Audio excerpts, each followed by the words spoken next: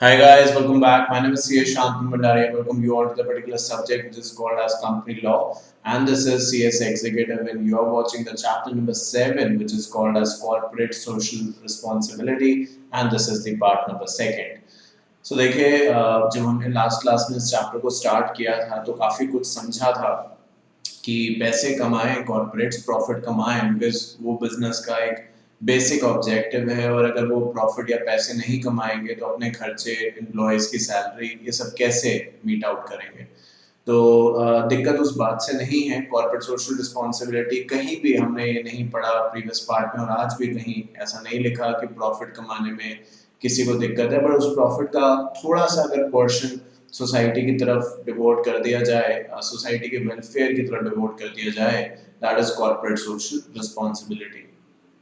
Now CSR का जो concept है वो पहले वॉलंटरी नेचर के आसपास का था, यानी 2009 में जब इसके बारे में सबसे पहली बार बातचीत शुरू हुई तो ये वॉलंटरी नेचर का था, यानी अगर कंपनी चाहे तो करे और चाहे तो ना करे। अब आप इससे खुद ही आइडिया लगा लीजिए कि क्या हुआ होगा उसका आउटकम। तो इसकी वजह से 2013 का जो कंपनीज एक्ट है जब वो आया तो उसके अंदर ये प्रोविजन मैंडेटरी इंट्रोड्यूस कर दिया गया कि जो एक स्पेसिफिक थ्रेशोल्ड की कंपनी है, चाहे वो पब्लिक है चाहे वो प्राइवेट है, उनको सीएसआर में पैसा देना होगा। अब हमने लास्ट क्लास में बात करी थी, जो क्राइटेरिया है वो टर्नओवर पे बेस्ड है, नेटवर्क पे बेस्ड है, प्रॉफिट पे बेस्ड है। इनमें से कोई भी कंडीशन अगर मीट आउट होती है तो आपको 2% ऑफ द नेट प्रॉफिट जो है वो सीएसआर की तरफ डिवोट करना रहेगा। सीएसआर में आप कहाँ पे पैसे खर्च करेंगे इसकी एक लिस्ट गवर्नमेंट की तरफ से दी गई है, क्योंकि आप ऐसे शायद, मैं ये नहीं कहता कि हर कंपनी ऐसा करेगी, but there is a possibility कि शायद कंपनी वहां पे खर्च करना ज़्यादा प्रेफर करे जहाँ पे उसको कुछ फ़ायदा मिले। उसको ये लगे कि हाँ चलो मेरे पैसे खर्च हो रहे हैं बट मुझे वापस भी कुछ मिल रहा है, इसका आधा पैसा मुझको वापस मिल रहा है। तो ऐसा ना हो, इसीलिए कुछ कैटेगरीज बनाई गई हैं जहाँ पे आप खर्च कर सकते हैं। पर उन सभी कैटेगरीज को, भले वो हेल्थ है, भले वो एजुकेशन है, भले वो स्पोर्ट्स है, वो कल्चर है, ओल्ड एज होम है सोसाइटी की, और बाकी बातें हैं, अगर आप उन सभी का ओवरऑल कंक्लूजन देखेंगे तो वो सोसाइटी वेलफेयर की तरफ ही आपको लेके बढ़ता है आगे। तो ये सारी बात हमारी लास्ट क्लास में हुई है। आज जब हम इस चैप्टर का पार्ट 2 की शुरुआत कर रहे हैं तो हम बात करेंगे सीएसआर एक्टिविटीज को लेके। यहाँ पे लास्ट क्लास में आप ये सब देखेंगे, ये हमारी बात हो चुकी थी कि कहाँ पे पैसे खर्च करने हैं। जो लिस्ट ऑफ सीएसआर एक्टिविटीज है ये लास्ट क्लास में हमने डिस्कस कर लिया था। और आज जो हमारा टॉपिक ऑफ डिस्कशन है, जहाँ से आज की हमारी बातचीत स्टार्ट होगी, that is called as CSR activities. आइए देखते हैं अब सीएसआर एक्टिविटीज में क्या मेंशन किया गया है। ये एक स्क्रीनशॉट आप देख सकते हैं स्क्रीन पे, टाटा स्टील की वेबसाइट से लिया गया है। अब आप देखिए, ये जो लोग हैं जो आप अपनी स्क्रीन पे देख रहे हैं, भले जैसे कि मैं बार बार कहता हूँ कि नोट्स आपने जो कराए हैं, जेरोक्स उसका निकलवाया, फोटो कॉपी निकलवाई है, वो तो ब्लैक एंड वाइट ही होंगे, क्योंकि अभी तो हमारी पॉलिसी फिलहाल के लिए ये है, और फ्यूचर में भी मैं तो यही चाहता हूँ कि सॉफ्ट कॉपी ही रहे, but let's see how we go. तो आपने जो प्रिंट निकलवाया होगा तो उसमें आपके पास तो ये ब्लैक एंड व्हाइट आ रहा होगा, बट अभी जब आप स्क्रीन में देख रहे हैं तो इसको कलर्ड के तौर पे देख रहे हैं। आप देखिए चेहरे पे कितनी खुशी है। तो सीएसआर का ऑब्जेक्टिव यही है कि सबकी ग्रोथ हो, यानी सब एक साथ आगे बढ़ें, क्योंकि ऐसी बहुत सारी कम्युनिटी हैं, सेक्शन है, कल्चर्स हैं जो शायद 21st सेंचुरी में हमारे आ जाने के बाद भी वो बहुत पीछे हैं अभी हमसे। तो उनको एक प्लेटफॉर्म पे लेके आना एक बेसिक ऑब्जेक्टिव है। और देखिए टाटा स्टील का यही कहना भी है, उन्होंने लिखा है enduring legacy of giving back to the society and commitment for inclusive growth. So important बात है giving back to the society. देखिए इस बात में ये सब साफ एक्सेप्टेंस दिखती है इस बात की कि कंपनीज ने, कॉर्पोरेट्स ने सोसाइटी से बहुत कुछ लिया है, और अब समय है कि वो जो लौटा सके वो थोड़ा बहुत लौटा दें। तो टाटा स्टील का ये एक उनकी वेबसाइट पे इस तरीके की सीएसआर पॉलिसी है, जिसके बारे में अब आगे बढ़ेंगे तो और डिटेल में बात भी करेंगे। लिखा था CSR activity shall be undertaken by the company as per stated CSR policy as projects, programs or activities. The CSR committee of the company may decide to undertake CSR approved by the board through a section 8 company या registered trust और registered society. तो ये बात मैंने अभी clarify कुछ देर पहले ही करी इसी क्लास के अंदर और पहले भी, कि हम सीएसआर के अंदर जो पैसे खर्च करने वाले हैं वो कहाँ पे करेंगे, इसका प्री डिटरमाइन स्टैंडर्ड बना हुआ है। आपने देखा, मैंने बताया कि भाई स्पोर्ट्स में है, हेल्थ में है, कल्चरल चीज़ों में हो सकता है, वो रिसर्च को प्रमोट करने के, और काफ़ी सारी एक लिस्ट है काफ़ी बड़ी, और ऊपर आपने लास्ट क्लास में वो मैंने पूरा पढ़ के भी आपको समझाया भी था। तो जो कॉर्पोरेट्स हैं वो उसी लिस्ट की तरफ से उसमें से जो वो चूज करना चाहे वो चूज कर सकते हैं। अब ये एक रिकमेंडेड बात है जो हमने लास्ट क्लास को खत्म करते करते भी कही थी कि देखिए अच्छा यही होगा कि जहाँ पे कंपनी सिचुएटेड है, कंपनी उसी जगह के आसपास के एरिया को सिलेक्ट करे। मैंने ये भी कहा था कि कंपनी मान लो अगर दिल्ली में है, वो कहती है कि हम सीएसआर एक्टिविटी जो है वो मुंबई में करेंगे, तो आई थिंक मुंबई में तो और भी कंपनीज हैं और वो वहाँ का टेक केयर करेंगे। अगर आप दिल्ली में हैं तो more than large, by and large बहुत सारे लोग ऐसे होंगे जो दिल्ली और आसपास के एरिया से आपकी कंपनी में काम करने आते होंगे। तो बेटर ये है, अच्छा ये है कि जिस कम्युनिटी में, जिस जगह पे, जिस रीजन में हम लोग हैं उसको हम ज़्यादा सपोर्ट करें, ये यहाँ पे कहा गया है। अब सवाल ये है कि ठीक है, आपने कह दिया और मैंडेटरी कर दिया तो कंपनी को करना ही है, नहीं तो पेनल्टी लगेगी और बदनामी होगी तो अलग होगी। तो अब कहाँ से स्टार्ट करें, व्हाट इज द प्रोसेस? तो वो कहते हैं कि सेक्शन 8 कंपनी को या किसी रजिस्टर्ड ट्रस्ट या सोसाइटी को कोऑर्डिनेशन में लेके काम किया जा सकता है। अब सवाल शायद ये होगा कि सेक्शन 8 कंपनी क्या होती है। ये बात हमने पहले भी करी थी। वैसे सेक्शन 8 कंपनीज एनजीओज का नाम सुना होगा आपने, नॉन गवर्नमेंट ऑर्गेनाइजेशन। अभी कहना मुश्किल है कि कितने बच्चे अलग अलग, क्योंकि कॉलेजेस का देखो अलग अलग सिस्टम है। बट एक बार मुझे किसी स्टूडेंट ने बताया था, उसके बाद भी मैंने काफ़ी बार सुना कि सर मेरे कॉलेज में फलाना फलाना एनजीओ है, या मैं इस एनजीओ से जुड़ी हूँ या जुड़ा हूँ, जो कि बच्चों को पढ़ाते हैं या और कोई फैसिलिटी जो है वो प्रोवाइड करते हैं। सो वो एनजीओज हैं जो बेसिकली गवर्नमेंट से अलग होके अपने तौर पे ही सोसाइटी के वेलफेयर के काम करने के लिए निकले हैं। तो जो भी काम किया जाएगा, बिकॉज आप देखो ना, टाटा को या रिलायंस को, मतलब ये दो कंपनीज का नाम मैं इसलिए ले रहा हूँ बिकॉज इसके बारे में हम बहुत सुनते हैं, पढ़ते हैं, जानते हैं। नहीं तो आप पतंजलि का नाम भी ले सकते हैं, नेस्ले का नाम ले सकते हैं, ब्रिटानिया का नाम ले सकते हैं, पार्ले का नाम ले सकते हैं। ये सभी जितनी मैंने कंपनीज आपको भी बोली हैं, ये सारी सीएसआर करती हैं। ये मैंने इनकी वेबसाइट पे चेक भी किया है, और आप भी कभी भी अगर आप चाहें तो किसी भी कंपनी की वेबसाइट पे जाके भी देख सकते हैं। वहाँ पे होगा सीएसआर पॉलिसी करके एक टैब बना होगा, उसको क्लिक करेंगे उसकी डिटेल्स आ जाएंगी। तो खैर, मेरे कहने का ये मतलब है कि अब जैसे कि मैंने बताया ये कंपनीज हैं, इनको सीएसआर में खर्चा करना है, बट ये कहाँ से स्टार्ट करें? इनको क्या पता किस रीजन में किस चीज़ की ज़रूरत है। तो ये क्या करेंगे, सेक्शन 8 कंपनीज यानी एनजीओ के साथ कोलैबोरेट करेंगे, उनकी मदद से उन एरियाज में पहुंचेंगे जहाँ पे जाना ज़रूरी है और जहाँ पे इनकी फंड्स की काफ़ी नीड है। बिकॉज जहाँ पे ऑलरेडी सब कुछ सही है या नियर अबाउट सही है, वहाँ ना जाके मैं ये प्रेफर करूँगा कि जहाँ पे कुछ नहीं है और बहुत बुरी सिचुएशन है वहाँ पे हम जाएं। तो वही बात यहाँ पे करी गई है कि किसी भी कंपनी यानी एनजीओ के साथ मिलके या किसी सोसाइटी या ट्रस्ट के साथ मिलके इस काम को आगे बढ़ाया जा सकता है। ये नहीं कहा जा रहा कि आप उनके भरोसे छोड़ दीजिए कि आपने कंपनी होने के नाते एनजीओ या ट्रस्ट और सोसाइटी को पैसा दे दिया कि ये लो जी अब आप कर लो सीएसआर हमारी तरफ से। ऐसा नहीं है। कंपनी की जो सीएसआर कमेटी है जिसके बारे में हमने लास्ट क्लास में बात भी करी थी, उनको तो डे टू डे देखना ही पड़ेगा क्या हो रहा है क्या नहीं हो रहा, बट जस्ट टू फैसिलिटेट, एक ईज करने के लिए, ईजी बनाने के लिए, एक प्लेटफॉर्म देने के लिए कि कहाँ से शुरुआत करनी है चीज़ों की, वो यहाँ पे कहा जा रहा है कि आप इनकी मदद ले सकते हैं।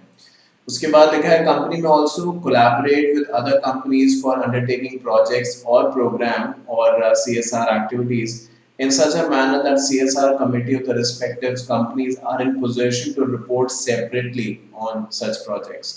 देखिए अब हो सकता है किसी एक ऐसा स्लम एरिया है, रूरल एरिया है, गांव है, जहाँ पे हेल्थ का बहुत ज़रूरी काम करना है, जो ड्रेनेज सिस्टम है वो प्रॉपर नहीं है, या एजुकेशन का कोई काम करना है, और उस काम को करने के लिए मान लीजिए 500 करोड़ का खर्चा अप्रोक्सीमेट बताया जा रहा है। पर एक कंपनी है जिसका CSR जो है, क्योंकि 2% देना है नेट प्रॉफिट का, तो कंपनी दो है। एक कंपनी है जिसका 250 करोड़ बन रहा है 2%, और दूसरी कंपनी है उसका भी 250 करोड़ बन रहा है। तो ऐसे वो ये कह रहे हैं इस पॉइंट में कि जरूरी नहीं है कि हर कंपनी इंडिविजुअली ही अपना अपना करे। आपने अपनी लिमिट के जो पैसे हैं वो देने हैं। अब आपकी लिमिट की जो है, जैसे कि मैंने बताया, अगर किसी कंपनी की 2% जो है नेट प्रॉफिट का 2%, वो 250 करोड़ आ रहा है, तो दो कंपनीज मिलके भी एक प्रोजेक्ट को अंडरटेक कर सकते हैं। मैंने बताया है एक प्रोजेक्ट में 500 करोड़ की जरूरत है, तो company A and company B दोनों मिल जाएं और 500 करोड़ रुपए कंट्रीब्यूट कर दें मिल के, अपना अपना पोर्शन कंट्रीब्यूट, क्योंकि वैसे भी तो 250-250 करने ही वाले थे ना, बट अलग अलग जगह पे करते तो शायद इतना अच्छे तरीके से ये काम ना हो पाता। तो कहते हैं कि आपस में आप कोऑर्डिनेट भी कर सकते हैं, मिलजुल के भी काम कर सकते हैं। देखो अल्टीमेट ऑब्जेक्टिव, आप ये मत सोचिए कि हम यहाँ पे कंपनीज को पनिश कर रहे हैं या उनसे जबरदस्ती पैसे निकला रहे हैं, क्योंकि जो चीज जबरदस्ती करी जाती है ना, मेरे हिसाब से वो ना ही ज्यादा अच्छी लगती है और ना ही ज्यादा समय तक हम कर पाते हैं। तो जब तक हमारा खुद उसके अंदर इंटरेस्ट नहीं होगा, जैसे बहुत सारे बच्चे मुझे भी मैसेज करते हैं जब ये क्लासेस की रिकॉर्डिंग चल रही है कि सर हमें कंपनी लॉ की क्लास बहुत अच्छी लग रही है आपकी, मन करता है कि हम देखें। तो ऐसे क्या है, इस बात को सुनने से उनका इतना ही कह देना बहुत होता है, क्योंकि इस बात को सुनने से क्या होता है, मुझे भी मोटिवेशन आता है ना। तो कहीं ना कहीं ये एक इम्पोर्टेंट बात है कि अगर हम मोटिवेट होकर कोई काम करेंगे, हम ये सोच के करेंगे कि मैं ये खर्चे करने के साथ साथ, क्योंकि वो तो हो ही रहा है कंपनी का, मुझे इसको अच्छे तरीके से यूटिलाइज करना है जिससे कि इसका फायदा हो सके लोगों को जिसके लिए हम कर रहे हैं। तो एक अलग जील होगी, एक अलग इंथुजियाज्म होगा उसको करने का। बट अगर मैं ये कह रहा हूँ कि नहीं यार ऐसा क्यों है, मैं क्यों खर्च करूँ, ये है वो है, कोशिश करूँ कम से कम करूँ, फ्रॉड करूँ, कुछ भी करूँ, तो फिर वो इंटरेस्ट हम खर्च नहीं कर पाएंगे वैसे, और ना ही उतना फायदा लोगों को मिल पाएगा जितना कि मिल सकता था अगर हम दिल से उसके लिए काम करते। तो उन्होंने यही कहा कि कंपनीज मिलकर भी ये काम कर सकती हैं, बस वो ये ध्यान रखें कि अपना अपना कितना उन्होंने खर्च किया है उसकी रिकॉर्डिंग को सही तरीके से करें, उस पैसे की ट्रांजैक्शन वगैरह की जो एंट्री है वो सही तरीके से करें, जिससे कि कभी कभी भी अगर हिसाब मांगा जाए किसी भी तरीके से तो वो दे सकें। ऐसा ना हो कि मिलजुल के काम किया और पता ही नहीं चल रहा किसने कितना किया है, ऐसा नहीं होना चाहिए। उसके बाद लिखा था CSR projects or program or activities undertaken in India only shall amount to CSR expenditure. The CSR projects or program or activities that benefit only the employees of the company and family are not considered as CSR. एक और point है, उसको पढ़ के तीनों point समझाऊंगा मैं। Contribution of any amount directly or indirectly to any political party shall not be considered as a CSR activity. देखिए तीन बातें हैं यहाँ पे जो हमें समझने की है। एक तो ये कि CSR से हम क्या साबित करना चाहते हैं, इसका ऑब्जेक्टिव क्या है। ऑब्जेक्टिव है सोसाइटी का वेलफेयर, राइट। अब कौन सी सोसाइटी, सोसाइटी तो पूरी दुनिया है, पर जब हम सोसाइटी की बात करते हैं तो हम इसको थोड़ा स्पेसिफिक ले जाते हैं। हम कहते हैं कि इंडियन इंडियन जो इंडिया कंट्री है उसकी हम स्पेसिफिक बात कर रहे हैं। तो कोई कंपनी अगर ये कहे कि भाई ठीक है मैं अपना CSR का पैसा तो हम देंगे, बट हम इंडिया नहीं, इंडिया के बाहर खर्च करेंगे, तो कंपनी इंडिया की है, इंडिया से कमाया है, इंडिया के लोगों ने मेहनत करी है, इंडिया की एज ए रिसोर्सेज जो है, चाहे नेचुरल है चाहे आर्टिफिशियल रिसोर्सेज है, वो यूज हुई है, तो उसका फायदा बाहर क्यों किसी को मिलना चाहिए, इंडिया में मिलना चाहिए। तो CSR के पर्पस के लिए वही एक्सपेंस काउंट होंगे, वही खर्चा काउंट होगा जो आपने इंडिया में किया है। अब ये ठीक है कि इंडिया में आप चाहे महाराष्ट्र में करें, चाहे दिल्ली में करें, चाहे आप पंजाब में करें, चाहे हरियाणा में करें, वो एक अलग बात है, क्योंकि all is like part of the India, right. तो इंडिया में वो खर्चा करना जरूरी है। और कोई कंपनी ऐसे करे कि ठीक है जी हमें तो सोसाइटी का वेलफेयर करना है, ये जो एम्प्लॉयज हमारे यहाँ काम पे आते हैं ये भी तो सोसाइटी से ही आते हैं, आसपास की सोसाइटी से, दूर से, घरों से ही तो आते हैं, ये भी तो इंडिया से ही आते हैं। तो कोई कंपनी ऐसे करे कि बाय एंड लार्ज पब्लिक को, ज्यादा पब्लिक को ना फायदा पहुंचाए, सिर्फ अपने एम्प्लॉयज और उनकी फैमिलीज को फायदा पहुंचाए, जैसे एम्प्लॉयज का इंश्योरेंस करा दे, फैमिली का इंश्योरेंस करा दे, या और कोई बेनिफिट स्कीम्स वगैरह दे दे, वो कहते हैं ये CSR नहीं है।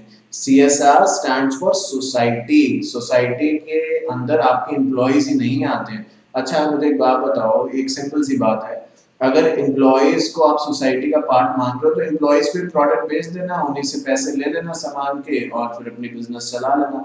आप जब सामान बेचना होता है किसके पास जाते हैं, कस्टमर के पास जाते हैं। एम्प्लॉय तो आपका कस्टमर नहीं होता, कभी कभार कोई एम्प्लॉय हो सकता है प्रोडक्ट खरीद ले, बट जनरली तो जो नॉर्मल लोग हैं वो खरीदते हैं ना प्रोडक्ट, तो नॉर्मल लोगों को ही फायदा मिलना चाहिए। एम्प्लॉइज को तो वैसे ही मिल रहा होगा, पीएफ मिलता है, ग्रेचुइटी मिलती है, और आपने एग्जीक्यूटिव में आपने पढ़ा भी है, इकोनॉमिक लॉज हैं उनके लिए, कमर्शियल लेबर लॉज हैं, तो उनको तो सब कुछ है ही है, ये तो सोसाइटी की बात है। और उसके नीचे लिखा है कि सीएसआर में कोई भी ऐसा खर्चा जो आप किसी पॉलिटिकल पार्टी को चंदे के तौर पे दे, डोनेशन के तौर पे दे, वो काउंट नहीं होगा। क्योंकि आपने सुना होगा बहुत बार ऐसे मीडिया में न्यूज़ चलती है कि फलाना पॉलिटिकल पार्टी के करीब हैं ये वाला कॉर्पोरेट जो है, या उस दूसरी पॉलिटिकल पार्टी के खास ये वाली कंपनी है तो उसके फेवर में डिसीजन लेती है, वगैरह वगैरह वगैरह। तो ये सीएसआर के लिए काउंट नहीं होगा, क्योंकि अगर ऐसे होगा तो हर बंदा पॉलिटिकल पार्टी को ही पैसे देगा, और जहां तक मैं समझता हूँ पॉलिटिकल पार्टीज को पैसे की जरूरत बिल्कुल है ही नहीं। उन्हें किस बात की जरूरत है? आज ही मैं पढ़ रहा था, अब आने वाले दिनों में ये बदल जाए तो मैं कह नहीं सकता। वो कहते थे कि एक जो सड़क, मतलब ये एग्जाम्पल से आप समझिए कि एक सड़क पे इंसान जो है, जो साफ सफाई का काम करता है, सड़क पे झाड़ू लगाता है, वो भी अगर इनकम इतनी कमाता है जो टैक्सेबल स्लैब में आते हैं, तो उस बेचारे को भी टैक्स देना पड़ता है। दूसरी तरफ हमारे नेता हैं, है ना, एमपी हैं, एमएलए हैं, आपको पता है या नहीं पता नहीं, बट इनको कोई टैक्स नहीं देना है। और अभी तो मैंने सुना था यूपी गवर्नमेंट में, यूपी में ऐसा लॉ बना था काफी समय पहले, अब पता नहीं बदल गया है, बात हो रही थी बीच में, बट फिर वो पता नहीं कहाँ चला गया बातचीत, कि जो भी टैक्स बनेगा ना, जैसे यूपी में, ये एक मैं बता रहा हूँ, मैं ये नहीं कह रहा कि सिर्फ यूपी में ही है, बट ये यूपी के उससे बात सामने आई थी, और बहुत सारी और जगहों पे भी ये हो सकता है, बट मैंने सिर्फ उसका ही सुना है, तो इसलिए वो बता रहा हूँ। तो वो कहते थे कि जितने एमपी हैं, एमएलए हैं, मिनिस्टर्स हैं, जितनी भी इनकी इनकम होगी, जो कि हम काउंट भी नहीं कर सकते कितनी होती है, इन्हें खुद ही नहीं पता होगा कितनी होती है, टू बी वेरी ट्रू, तो उस पे जो भी टैक्स बनेगा वो इनको नहीं देना है, वो इनके बिहाफ पे गवर्नमेंट देगी टैक्स। अब आप सोचो ये कैसी बात है कि कमा वो रहे हैं, जो यूपी की गवर्नमेंट है वो टैक्स देगी। अब अगर ऐसा भी है तो यूपी की गवर्नमेंट टैक्स देगी, उसके पैसे कम हो, वो टैक्स की वसूली फिर हम लोगों से करेगी, तो हमें तो दो तरफा बात हो गई ना, एक तो हम अपना भी टैक्स दें और मिनिस्टर्स का भी टैक्स दें, जबकि हम सभी जानते हैं, किसी से कुछ छुपा नहीं है कि मिनिस्टर्स जो हैं वो कितने पैसे और क्या है उनकी सैलरी, अगर आप देखेंगे तो आपको हंसी आएगी, 60,000, 70,000, 80,000। हंसी का मतलब ये है कि ये उनकी सैलरी है, और उनके एक्सपेंस देखिए, उनकी प्रॉपर्टी देखिए, ऐसे में कहाँ चली जाती है सीबीआई और पुलिस और जितनी भी और एजेंसीज हैं, ये अपने आप में एक सवालिया निशान है। और ये गलतफहमी में मत रहिएगा कि ये सिर्फ किसी एक स्टेट में है या एक कंट्री में है, ये दुनिया की हर जगह, कोई भी आप कंट्री उठा के देख लीजिए, पॉलिटिक्स का यही हाल है। पॉलिटिक्स एक ऐसी चीज है जिसके में रिटायरमेंट भी नहीं होता, ना कोई क्वालिफिकेशन चाहिए। अगर मैं बार बार ये कहता हूँ, अगर कुछ चाहिए पॉलिटिक्स में आने के लिए, वो है अच्छा क्रिमिनल रिकॉर्ड, अच्छा क्रिमिनल रिकॉर्ड, अगर वो है तो आप पॉलिटिक्स में आ सकते हैं। पढ़ाई लिखाई की यहाँ बहुत कम वैल्यू है पॉलिटिक्स के अंदर, आप देख लो अपने आसपास चारों तरफ नजर डाल के कितने लोग पढ़े लिखे हैं। ठीक है, सीएसआर एक्सपेंडिचर की बात करते हैं, तो आप देखिए यहाँ पे टाटा के बारे में बात कही गई है। अब टाटा एक ऐसी कंपनी है, जब भी मैं अगर अपनी बात बताऊं, मुझे बहुत अच्छा लगता है टाटा के बारे में बात करना। अब आप देख लो, ऐसा मैं क्यों कह रहा हूँ, लिखा है टाटा स्टील सीएसआर एक्सपेंस जो था वो 3.5, उन्होंने 3.5 बिलियन आईएनआर, इंडियन रुपीस में 3.5 बिलियन किया है, जबकि उनको करना था 824 मिलियन। ये तो हम सभी समझते हैं, मिलियन होता है फिर बिलियन आता है, तो करना था 824 मिलियन, बट कर कितना दिया उससे? 200, 282 टाइम्स ज्यादा। समझ रहे हैं मेरी बात, मैं क्या कह रहा हूँ? 824 मिलियन उनका बनता था कि 2% के हिसाब से आपको इतना करना है, उन्होंने कर दिया कितना? बिलियन पे कर दिया, मिलियन के आगे बिलियन, बिलियन के आगे ट्रिलियन, तो 282% ज्यादा उन्होंने अपनी लिमिट से किया। बताइए, ऐसी कंपनीज के लिए अगर रिस्पेक्ट नहीं होगी तो और क्या होगा? 282% ज्यादा कर दिया। एक तरफ तो ये पूरी बातचीत चल रही है इस चीज को लेके कि जी आप खर्चा करो खर्चा करो, और यहाँ पे कुछ कंपनीज ऐसी हैं जो अपनी लिमिट से ऑलमोस्ट मैं अगर राउंड ऑफ कर दूं तो 300% ज्यादा खर्च कर रही हैं सोसाइटी वेलफेयर के लिए। तो आप मुझे बताइए फिर कौन ये कहेगा कि वो टाटा के लिए प्राउड नहीं है। हम सबको होना चाहिए। टाटा अपने आप में एक ऐसी और भी होंगी, बट ऐसी बहुत rarest of the rare companies हैं, इंडियन कंपनीज, जो इतना खर्च करे सोसाइटी के लिए। The board of every company shall ensure that the company spends in the every financial year at least 2% of the average net profit of the company made during the 3 immediately preceding financial year। ये बात मैं आपसे काफी समय से कहता आ रहा हूँ कि जो CSR में स्पेंडिंग की लिमिट तय करी गई है वो 2% है, और वो 2% किसका है? 2% ऑफ द नेट प्रॉफिट। 2% जितना भी कंपनी ने नेट प्रॉफिट कमाया है उसका 2% कंपनी जो है CSR में स्पेंड करेगी। और ये 2% जो है वो किसी एक साल का नहीं होगा, पिछले 3 साल का आप कहते हैं कि एवरेज निकाला जाएगा। अब ऐसे आप समझिए एक एग्जाम्पल के तौर पे कि ईयर 1 जो है, पहले साल, दूसरा साल और ये तीसरा साल। पहले साल हमारा मान लीजिए 1000 करोड़ का प्रॉफिट हुआ, मैं मान के चल रहा हूँ फॉर एग्जाम्पल। दूसरे साल 500 करोड़ का हुआ और तीसरे साल 700 का हुआ। ये ठीक है कि ये गिर रहा है, बट अगर ये जो क्राइटेरिया है उसके अंदर फॉल अगर कर रहा है तो टोटल कितना हो गया? 2200 crore. This is our profit for the last 3 years. इसका आप एवरेज निकालिए। एवरेज आप जानते हैं, डिवाइड बाय 3 करके निकालेंगे। रादर मैं इसको थोड़ा सा सिंप्लीफाई कर दूं, मैं इसको 2100 में एक साल का ये कर देता हूँ, जिससे कि डिवाइड इजीली हो जाएगा, नहीं तो डेसिमल्स में आएगा। तो अगर मैं इसको ऐसे करूंगा 1000 plus 500 plus 600 equals to 2100 divide by 3 आ गया 700 करोड़। अब 700 करोड़ का आपने 2% निकालना है। जो 700 करोड़ का 2% आएगा वो आपने CSR में खर्चा करना है। तो जब हम 2% की बात कहते हैं तो इसको on the face of it मत लीजिए। 2% ऑफ द प्रॉफिट, जो नेट प्रॉफिट है of the last 3 financial year, previous 3 financial years का आप एवरेज आउट प्रॉफिट निकालिए। पहले उसका एवरेज आउट निकालिए, मतलब डिवाइड बाय 3 करेंगे तो एवरेज निकल जाएगा, और जो एवरेज से निकल के आएगा उसका 2% आपको खर्च करना है। तो देखिए हम ये भी नहीं कह रहे कि 10%, 5%, 20%, सिर्फ 2% की बात यहाँ पे करी जा रही है। तो ये एक तरीका है, इससे आप ये निकाल सकते हैं कि कितना CSR में खर्चा होगा। अब यहाँ पे एक सवाल हो सकता है आपका आए या ना भी आए, बट मैं बताना चाहता हूँ कि मान लीजिए कोई एक ऐसी कंपनी है जिसको भी 3 साल बने हुए ही नहीं है, 2 ही साल हुए हैं। अब आप कहते हैं कि पिछले 3 साल का प्रॉफिट निकालिए। अब बने ही 2 साल हुए, उसको 3 साल हुए ही नहीं है, तो फिर क्या करें? तो फिर ठीक है, जितना समय बने हुए हुआ है, इंस्टेड ऑफ डिवाइड बाय 3 आप डिवाइड बाय 2 करिए उसको। अब अगर 1 साल ही हुआ है तो फिर डिवाइड करने की जरूरत ही नहीं, फिर तो जो प्रॉफिट है उसी का 2% निकालिए। समझ रहे हैं आप बात? अगर 3 या उससे ज्यादा साल हुए हैं तभी आप 3 से डिवाइड कर पाएंगे ना। अभी तीसरा साल हुआ ही नहीं है तो फिर आप कहाँ से 3 से डिवाइड? तीसरे साल का प्रॉफिट ही नहीं आया तो फिर आपने जोड़ा ही नहीं, तो आप एवरेज कहाँ से निकाल लेंगे उसकी? तो इसलिए अगर 3 साल से कम हुए तो जितने साल हुए उसका एवरेज निकाल के आपको 2% देना होगा। उसके बाद यहाँ पे बात करिए, if the company fails to spend such amount, the board shall in its report specify the reason of not spending the amount and transfer such unspent portion to the fund specified within the period of 6 months from the expiry of the financial year। ये recent ही आया है, government ने किया है, क्योंकि companies क्या है थोड़ा चालाक बन रही थी। अब हर कोई तो टाटा नहीं होता ना, जो आपने देखा ऊपर, हर कोई तो वैसा नहीं होता। और ऐसे हुआ क्या एक्चुअली कि कंपनीज कहती हैं कि जी कहाँ खर्च करें, सब कुछ तो इंडिया में बढ़िया है, सबके पास नौकरी है, सारा हेल्थ बढ़िया है, इलेक्ट्रिफिकेशन भी बहुत बढ़िया है, सैनिटेशन भी बहुत अच्छा है, सड़कें भी बहुत अच्छी हैं, सब कुछ एकदम बहुत ही अच्छा है, हमें समझ नहीं आ रहा हम कहाँ पे खर्च करें। तो तभी तो यहाँ पे लिखा है कि जो उनका स्पेंड नहीं हो पा रहा, अनस्पेंड है, मतलब ये कि वो खर्च तो करना चाहते हैं पर कर नहीं पा रहे। क्यों नहीं कर पा रहे? क्योंकि उन्हें समझ नहीं आ रहा कि हम कहाँ पे खर्च करें।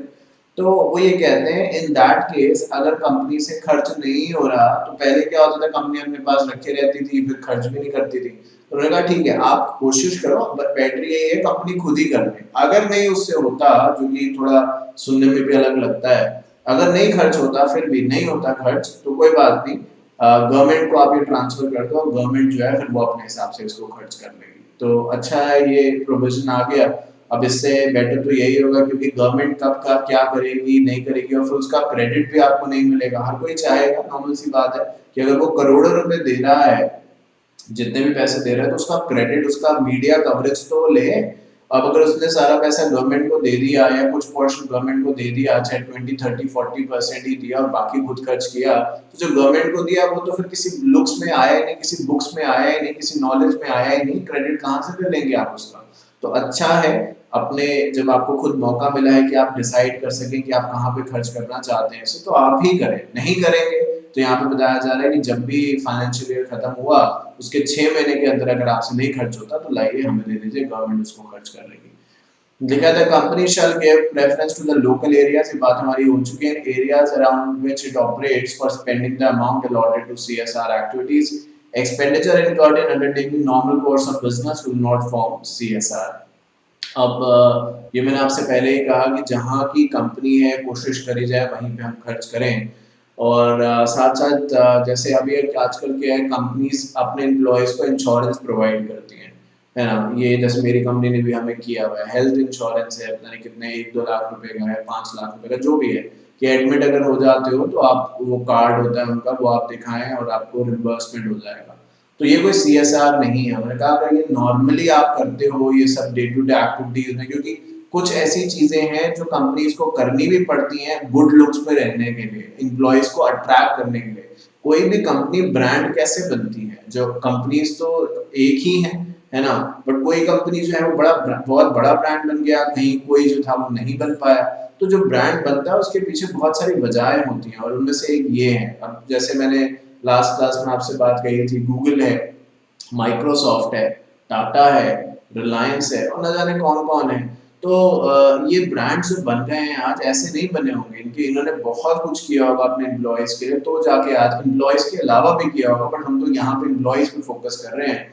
तो ये कहते हैं कि अगर आप नॉर्मली अपने एम्प्लॉयज के लिए कुछ करते हैं तो वो सीएसआर नहीं है। याद रखिए सीएसआर का डायरेक्ट रिलेशन सोसाइटी से है, एम्प्लॉय से नहीं है। ये बात हमने ऊपर एक क्लियर लाइन में भी आपको समझा दी थी। अब एक गवर्नमेंट की क्या वेबसाइट है जिसको अभी हम नीचे पढ़ेंगे, मैंने उससे डेटा लिया है और ये डेटा पूरा ऑथेंटिक है, इसमें कोई आपको शक नहीं होना चाहिए। ये 10 स्टेट्स हैं, obviously Delhi is not a state, it's a union territory, but technically 10 जगहें हैं, 10 स्टेट्स मान लीजिए, जैसे कि यहाँ पे लिखा है, जहाँ पे सीएसआर सबसे ज्यादा स्पेंड होता है। अब आप खुद ही देख लीजिए, महाराष्ट्र में ये एक साल का है 2846, 2846 करोड़ सीएसआर पे हर साल खर्च हो रहा है। इसी तरीके से अलग अलग स्टेट्स में आप देखेंगे, सबसे कम जो दिख रहा है मुझे, जो आई थिंक थोड़ा सा अलग भी मुझे लग रहा है, वो यूपी में है, उत्तर प्रदेश में है। जबकि जो लोग आप में से यूपी में हैं या जानते हैं, तो नोएडा यूपी का एरिया, और नोएडा में you have lots and lots of companies, but फिर भी फॉर सम रीजन यहाँ पे उत्तर प्रदेश का सीएसआर स्पेंडिंग सबसे कम है। दिल्ली तो क्योंकि छोटा भी है भाई, यूपी तो आपको पता है बहुत बड़ी स्टेट है, दिल्ली तो फिर उतना बड़ा नहीं है, तब भी देखिए दिल्ली का सीएसआर उससे ज्यादा है। तो ये अब सही है, जो ये गवर्नमेंट की वेबसाइट पे है सही है, मतलब इन द सेंस कि क्या कंपनी सही रिपोर्ट कर रही है नहीं कर रही है या अलग बात है, बट आप महाराष्ट्र में देख सकते हैं कि वो हाईएस्ट सीएसआर में कंट्रीब्यूटर है इस समय, है ना। आप चाहे अब जैसे महाराष्ट्र की बात करें तो रिलायंस वहीं की है, तो एक वो भी कंट्रीब्यूशन यहाँ पे महाराष्ट्र की तरफ बढ़ता है। तो ये अलग अलग स्टेट्स हैं जहाँ पे कंट्रीब्यूशन दे रखा है, बट मैं यूपी के रिजल्ट से डेफिनेटली थोड़ा सा अनसेटिस्फाइड हूँ, बिकॉज यूपी इतना बड़ा है और इसके अंदर बहुत सारी ऐसी जगह हैं जहाँ पे बड़ी बड़ी इंडस्ट्रीज हैं, और उसके बाद जैसे गाजियाबाद हो गया, मतलब बहुत बड़ी बड़ी इंडस्ट्रीज हैं, मोती नगर ये वो, तो बट पता नहीं कितना कलेक्शन इनका काम क्यों है, ये अपने आप में एक क्वेश्चन है। ठीक है, आगे बात करते हैं कि नेट प्रॉफिट हम निकालेंगे कैसे। ये देख लेते हैं कि नेट प्रॉफिट की बारे में जो यहाँ पे बात करी गई है, क्योंकि सीएसआर में सबसे इम्पोर्टेंट रोल ये है कि 2% of the net profit contribute किया जाता है। Now how do we find that net profit, ये कोई प्रैक्टिकल क्वेश्चन तो नहीं है आपके सिलेबस में फिलहाल इस चैप्टर की अगर बात करें, बट एक थ्योरेटिकल पर्सपेक्टिव से आइए देख लेते हैं। सो it says the CSR rules have clarified the manner in which the company net worth will be computed to determine if it fits into the spending norms. In order to determine the net profit, dividend income received from another Indian company or profit made by the company from its overseas branch have to be excluded. तो अगर मान लीजिए एक company है, जिसका नाम ए है, जिसने CSR में पैसा देना है, 2% ऑफ द नेट प्रॉफिट इनको कंट्रीब्यूट करना है। तो हम ये कह रहे हैं कि उस 2% के अंदर ये जो 2% है निकाला जाएगा नेट प्रॉफिट का। तो जब टोटल प्रॉफिट ए कंपनी का निकालेंगे, जिसको 2% ना प्रॉफिट में से शेयर देना है CSR की तरफ, उस ए कंपनी के टोटल प्रॉफिट निकालते हुए अगर ए जो कंपनी है इसकी कोई भी ऐसी कंपनी जो इंडिया के बाहर सिचुएटेड है, उसको अगर फायदा हुआ है, प्रॉफिट हुआ है, यानी ऐसे मान के चलिए कि कोई भी ऐसी प्रॉफिट है जो इंडिया के बाहर जो ए कंपनी की ब्रांचेस हैं उससे इंडिया में आया है ए कंपनी को, तो वो नहीं जुड़ेगा। साथ साथ अगर ए कंपनी ने किसी और दूसरी कंपनी के शेयर्स खरीदे हुए हैं, क्योंकि एक कंपनी दूसरी कंपनी के शेयर्स खरीद सकती है, मेंबर बन सकती है, हमने पहले भी इसके बारे में बात करी थी चैप्टर 2 के अंदर। तो वो जो डिविडेंड इनकम आएगी, क्योंकि जब आप शेयर्स खरीदते हैं, हमने प्रीवियस क्लासेस में बात भी करी कि डिविडेंड मिल सकता है, अब मिलेगा या नहीं मिलेगा वो डिपेंड करेगा बहुत सारे फैक्टर्स पे। तो दो बातें हो गई, जो ए कंपनी इंडिया में सिचुएटेड है उसको अपना 2% ऑफ द नेट प्रॉफिट का पोर्शन टुवर्ड्स CSR देना है। तो वो जो नेट प्रॉफिट ए कंपनी का निकाला जाएगा उसके अंदर अगर ए कंपनी की कोई बाहर से फॉरेन इनकम आ रही है तो वो नहीं जुड़ेगी, और साथ साथ अगर ए कंपनी ने इंडिया में ही किसी दूसरी कंपनी के शेयर्स खरीदे हुए हैं और उस कंपनी से कोई डिविडेंड की इनकम आ रही है तो वो भी ए कंपनी के नेट प्रॉफिट को जोड़ने में नहीं जुड़ेगी, उसके कंप्यूटेशन में इंक्लूड नहीं होगी। तो फॉरेन इनकम भी आप नहीं जोड़ेंगे और ना ही जो कंपनी ए है उसको अगर कोई डिविडेंड इनकम आ रही है कहीं से वो भी आप नहीं जोड़ेंगे। तो बाकी नॉर्मली जो अकाउंटिंग प्रोसेस है उससे नेट प्रॉफिट निकाला जाएगा। डिस्क्लोजर्स की अगर बात करें, लिखा है it is mandatory for the companies to disclose in the board report annual report on CSR. The report includes the following: a brief outline of the company CSR policy, including overview of projects program to be undertaken, the composition of the CSR committee, prescribe expenditure, detail of CSR spent during the financial year. अभी मैं पढ़ के मैं समझाऊंगा एक एक point.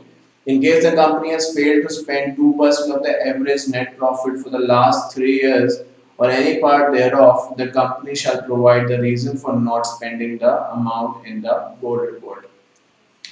देखिए ये बात हमारी काफ़ी हद तक हो चुकी है कि जो कंपनी अपनी एनुअल रिपोर्ट देगी, क्योंकि उनको शेयर होल्डर्स को, कंपनी को शेयर होल्डर्स को बताना पड़ेगा और गवर्नमेंट को भी बताना पड़ेगा कि भाई उन्होंने CSR फ्रंट पे जो खर्चा करना था वो किया, और किया तो कहाँ किया, और नहीं किया तो क्यों नहीं किया, और किया और बच गया 2%, मान लो 100 करोड़ होता था बट खर्च सिर्फ 80 करोड़ हुआ, तो बाकी ऐसी क्या वजह थी कि वो 20 करोड़ खर्च नहीं कर पाए। तो यही बताया जा रहा है यहाँ पे कि जो डिस्क्लोजर्स हैं वो देने पड़ेंगे कि आपकी CSR की पॉलिसी क्या है। और अगर आपको लास्ट क्लास में याद हो, हमने बात करी थी कि CSR को लेके कमेटी बनाई जाएगी, जिसमें कुछ इस तरीके से कैटेगराइज था, अगर आप चाहें तो देख भी सकते हैं प्रीवियस क्लास में, कि अगर लिस्टेड कंपनी है, ऑब्वियसली पब्लिक लिस्टेड कंपनी है, तो उसमें कॉम्पोजिशन जो था उसमें एक इंडिपेंडेंट डायरेक्टर को इंक्लूड करने की बात थी। अगर पब्लिक है बट लिस्टेड नहीं है तो उसमें इंडिपेंडेंट डायरेक्टर हो तो अच्छा है, ना हो तो कोई बात नहीं है। प्राइवेट कंपनी में इंडिपेंडेंट डायरेक्टर की बात ही नहीं थी, 2 डायरेक्टर्स हैं तो ठीक है, पर 3 रिकमेंडेड है। फॉरेन कंपनी अगर है तो एक इंडिया का बंदा होगा और एक जो है वो बाहर का। तो जो एक्टिविटीज है उसके बारे में यहाँ पे आपको बताना पड़ेगा, जैसे कि मैं आपसे कह रहा था कि भाई 2% आपने खर्च करना है, और अगर नहीं हो पाया, जो कि बार बार मैं कह रहा हूँ बड़ा अलग है, तो ठीक है बता दीजिए बोर्ड रिपोर्ट में कि भाई हम खर्च करना चाहते हैं बट हो नहीं पा रहा हमसे खर्च, पता नहीं क्यों, मतलब इसको हमें लिखना पड़ेगा कि what is the actual reason why we can not really spend. अब क्या सोसाइटी में सब कुछ इतना बढ़िया हो चुका है कि अब किसी को जरूरत नहीं है, या जो भी रीजन है ना खर्च कर पाने का उसके बारे में हम बताएं। पर जैसे कि हमने ऊपर पढ़ा था कि आप बता जरूर दें बट इस गलतफहमी में ना रहें कि आप कोई पैसे बचा पाएंगे, क्योंकि आप नहीं खर्च करेंगे तो ये पैसा गवर्नमेंट को आपको ट्रांसफर करना होगा, फिर गवर्नमेंट इसको खर्च करेगी। तो ये सारे के सारे डिस्क्लोजर्स हैं जो आपको एनुअल रिपोर्ट में देने पड़ेंगे। और मैं आपसे कुछ देर पहले यही कह रहा था कि एनुअल रिपोर्ट क्या है, जैसे AGM होगी, एनुअल जनरल मीटिंग होगी, तो सभी शेयर होल्डर्स को कंपनी की एनुअल रिपोर्ट दी जाएगी 21 दिन पहले। ये नॉर्मल प्रोटोकॉल है, रूल है कि 21 डेज पहले नोटिस भेजा जाता है ना सभी शेयर होल्डर्स को, मेंबर्स को, सबको, जब AGM है तो उसी में एनुअल रिपोर्ट भी जाती है।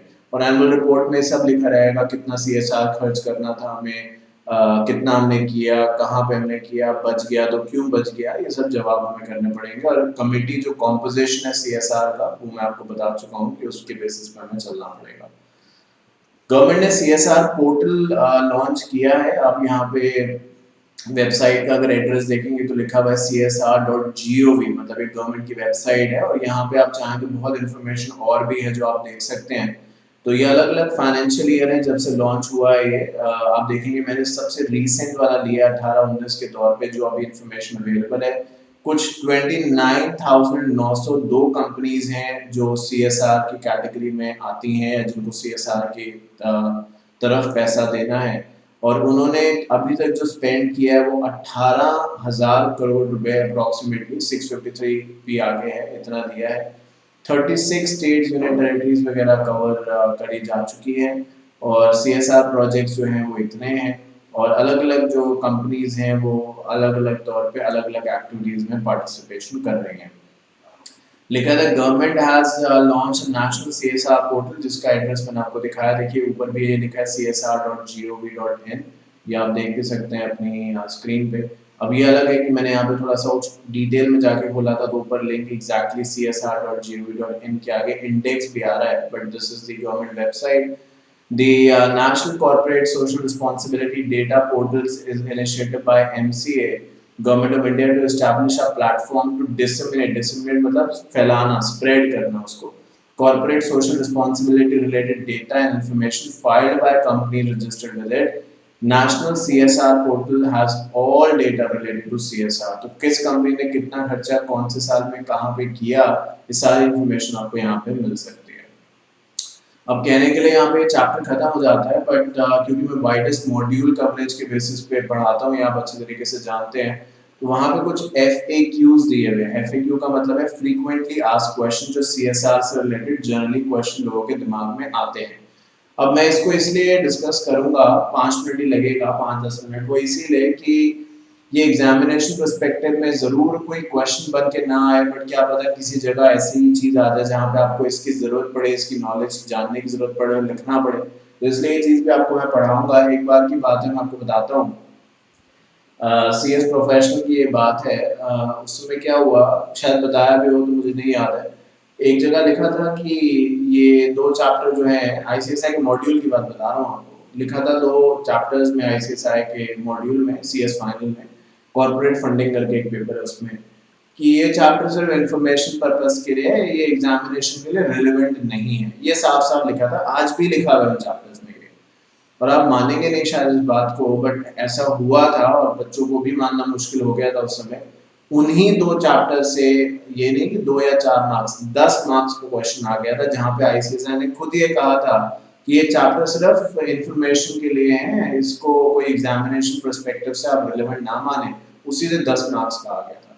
अब आप क्या करेंगे, उस समय पढ़ाई नहीं होगा, क्योंकि हमारी आदत होती है ना जनरली कि ये भाई ये तो जब साफ साफ इंस्टीट्यूट कह रहा है तो इसको छोड़ दो, ये तो आएगा ही नहीं।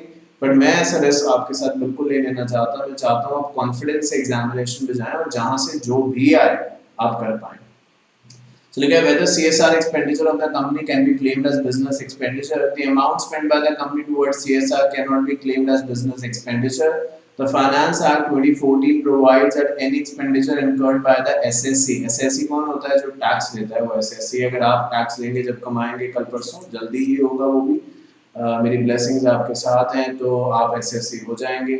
On the activity related to CSR, refer to section 135 shall not deem to be an expenditure. तो आपका क्वेश्चन जो यहाँ पे पूछा गया वो ये है कि जो हम CSR की तरफ खर्चा करेंगे, जो कंपनी CSR की तरफ पैसा खर्च करेगी, क्या उसको वो किसी एक्सपेंस के तौर पे क्लेम करके डिडक्शन वगैरह टैक्सेशन में ले सकती है? उन्होंने कह दिया नहीं, as per the finance act 2014 कोई डिडक्शन इस काम के लिए आपको नहीं मिलेगी।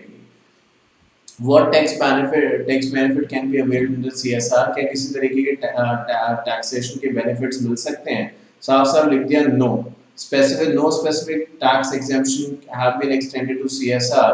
The Finance Act of 2014 also clarified that expenditure on CSR does not form part of the business expenditure.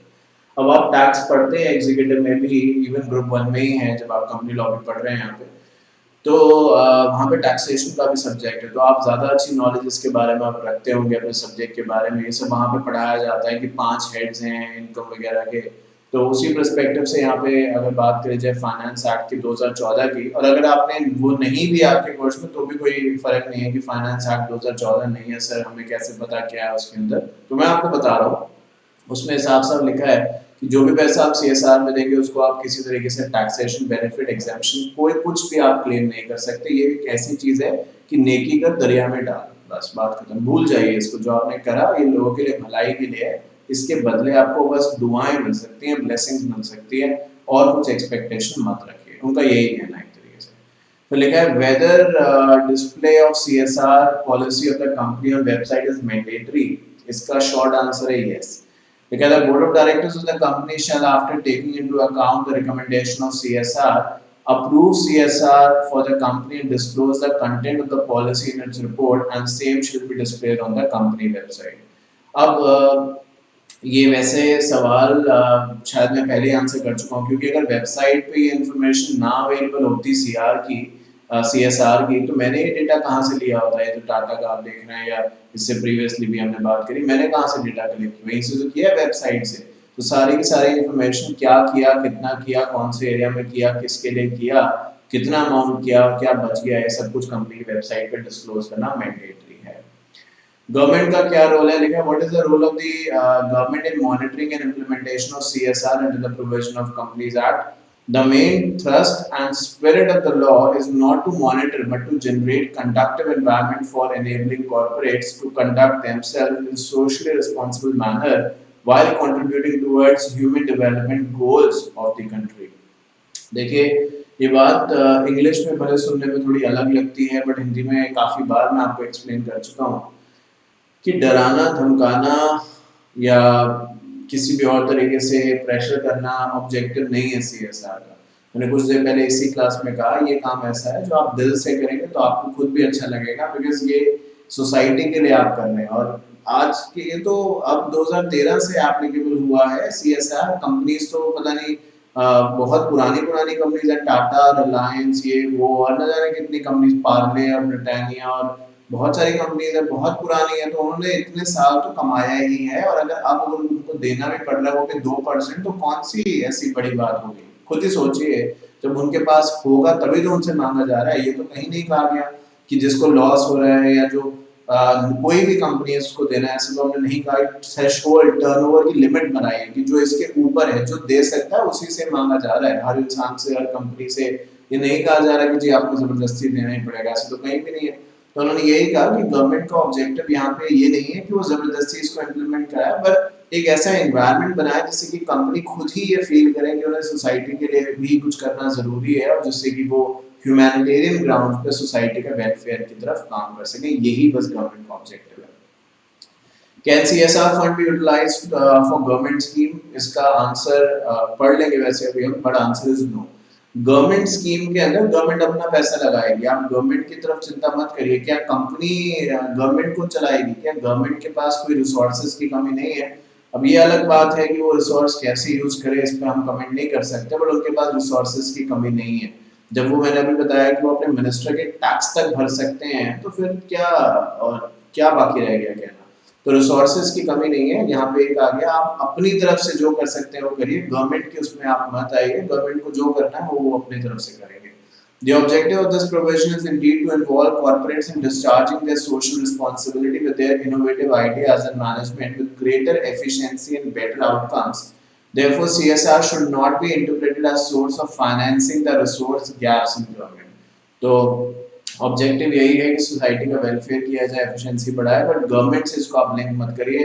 Government को जहां भी जरूरत होगी वो लोन लेगी या जैसे भी करेंगे अपना काम। आप ये मत सोचिए कि गवर्नमेंट को कमी पड़ रही है तो चलो हम गवर्नमेंट को पैसे देते हैं। कंपनी कौन होती है गवर्नमेंट को चलाने वाली? भाई गवर्नमेंट सबको चलाती है, तो गवर्नमेंट से इस बात का कोई लेना देना नहीं है। आप कंपनी के तौर पे अपने आप जो आप कर सकते हैं वो आप करें। और इसी के साथ ये चैप्टर तो कंप्लीट होता है, बट आप एक एनेक्चर देख रहे हैं नीचे, ये एक किस तरीके से सीएसआर के बारे में बोर्ड रिपोर्ट में लिखा जाएगा, इसका एक ये फॉर्मेट है। इसको एक बार हम थोड़ा सा पढ़ लेते हैं अब देखिए ये सब चीजें जैसे FAQ मैंने कराए, एनेक्शर्स में दिखवा रहा हूँ इसके बारे में, ये भी नहीं कह रहा कि ये देखो ये पढ़ लेना या FAQ अपना, मैं पढ़ा के डिस्कस करा रहा हूँ, बता रहा हूँ, उसके बारे में बातचीत हो रही है। बट आई एम 100% श्योर कि ऐसा और कहीं नहीं होता। वो सिर्फ आपको दे सकते हैं कि हाँ ये चीजें हैं, बट इतना डिटेल नहीं बताएंगे। पर मैं इसलिए इतना डिटेल करना चाहता हूँ, जैसे मैं बार बार यही मैंने CS प्रोफेशनल में किया है, क्योंकि एक आदत से आप मजबूर हो जाते हो बहुत बार। तो जब मैं नोट्स बनाता हूँ ना, तो मुझे लगता है मैं पहली बार तो क्वेश्चन पेपर्स देख के, स्कैनर्स देख के सब काम करता हूँ, जो आप इस समय अपनी स्क्रीन पे देख रहे हैं, कि जिस चीज की चांसेस हैं, आ चुकी है, या चांसेस है आने के थोड़े बहुत भी, वो सब चीजें इंक्लूड करते हो, जिससे कि बच्चे का आधा मार्क्स भी, क्योंकि 39 और 39.5 में बहुत फर्क है, ये आप अच्छे तरीके से जानते हैं। 6 महीने तो कम से कम है ही है। तो इसीलिए इन सब चीजों को उतना ही सीरियसली लें जितना मैं यहाँ पे एफर्ट्स लगा रहा हूँ, नहीं तो फिर मेरे एफर्ट्स का क्या फायदा होगा। तो यहाँ पे जो बोर्ड रिपोर्ट लिखा है, format of the annual report on CSR to be included in board report, जो कंपनी की बोर्ड ऑफ डायरेक्टर्स की रिपोर्ट होगी उसके अंदर CSR के बारे में ऐसे मेंशन किया जाएगा, जो इस रिपोर्ट में आप देख पा रहे हैं। लिखा है brief outline of the company CSR policy including overview of the project proposed to be undertaken and reference to the web link of CSR। तो कंपनी क्या करने वाली है CSR को लेके, इसके बारे में कंपनी को अपनी रिपोर्ट में बताना पड़ेगा। और वेबसाइट पे, जैसे अभी मैंने दिखाया था ना ऊपर, CSR की गवर्नमेंट की वेबसाइट का एक लिंक था, तो आप भी बहुत बार जैसे गूगल ड्राइव से आप ये सेशंस लेते हैं, तो आपको एक लिंक मिलता है, जैसे आप लिंक पे क्लिक करते हैं, जो लेक्चर्स हैं, नोट्स हैं, ये सब चीजें बहुत बार आपके सामने आती हैं। तो ऐसे एक लिंक भी देना पड़ेगा, कि क्योंकि वेबसाइट पे, कंपनी की वेबसाइट पे, जो बड़ी कंपनी है उनकी वेबसाइट पे बहुत कुछ है, हम कहाँ ढूंढे जाके कि क्या है क्या नहीं, तो लिंक भी देना पड़ेगा, जिससे कि अगर कोई डायरेक्ट एक्सेस करना चाहे तो लिंक पे क्लिक करे और चला जाए उस जगह पे जहाँ पे CSR के बारे में बात है। अब कॉम्पोजिशन तो CSR कमेटी का क्या है, नेट प्रॉफिट पिछले 3 साल का क्या रहा है, कितना 2% जो बनता है वो कितना अमाउंट है, कितना आपने खर्च किया है, कितना रह गया है, और इससे रिलेटेड जो डिटेल्स है कि कौन से सेक्टर में खर्च किया, लोकल था या कोई स्टेट में खर्च किया। जैसे हमने ऊपर देखा कि महाराष्ट्र में सबसे ज्यादा है, यूपी में सबसे कम हो रहा है, 10 स्टेट्स की बात करें अगर, और वो टॉप 10 हैं, मतलब इसके अलावा अगर बाकी स्टेट्स की बात करें तो इन 10 से पीछे हैं। जबकि बैंगलोर यानी कर्नाटका देखिए, गूगल, अमेजोन, बड़ी बड़ी कंपनीज वहां पे हैं, बट वो कितना कर रही है CSR पे, ये अपने आप में एक क्वेश्चन है।